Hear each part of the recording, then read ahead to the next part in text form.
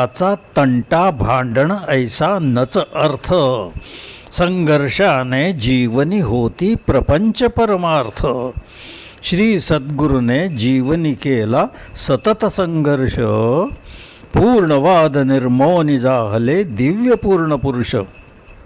आदि मध्यसह अंत असा संघर्ष त्रिकालात, उत्पत्ती स्थिती लय संघर्ष त्रिविध अवस्थात।